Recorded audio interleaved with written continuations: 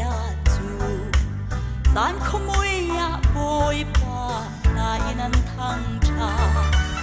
revival atlung thir chin chik an tla thong anh gut ya ai hùng luat na khwa adai san khomoi a ana pa thian chu na non in na thang chot khâu mo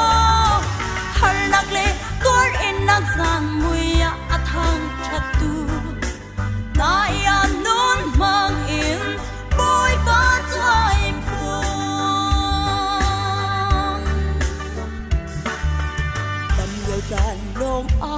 boy ba na thang chat mo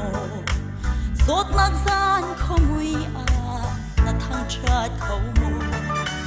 độ trên liao cha na thằng chất chú am nuông sẽ lo sum cha na na thằng chất khâu mo gian không uy anh pa thian su na non in na thằng chất khâu mo har lạc lệ tuổi in nang san muya a thằng chất tu na ya non mang in boy ba chai phuang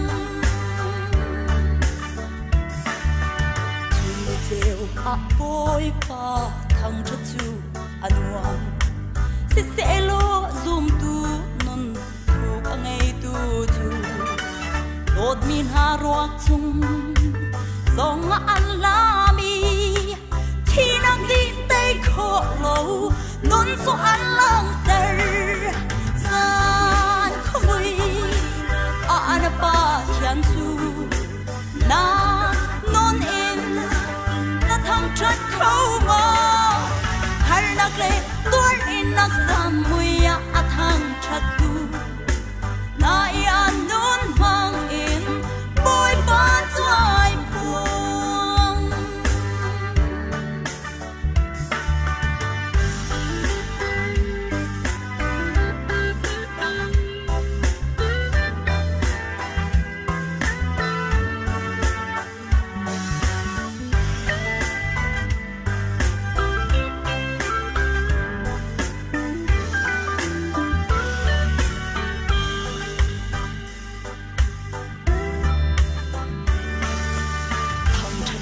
song lom na o chu thei kan du thang chet le soi sel le dau le ral na ko nam mu ton ti ga na thang chat khâu mo dau nak chu kan cha find man and see san khui ana pa thian su na non in na thang chat khâu mo har lạc le tor in nak san muya a thang chat tu na ya non mang in boy ba chai phuang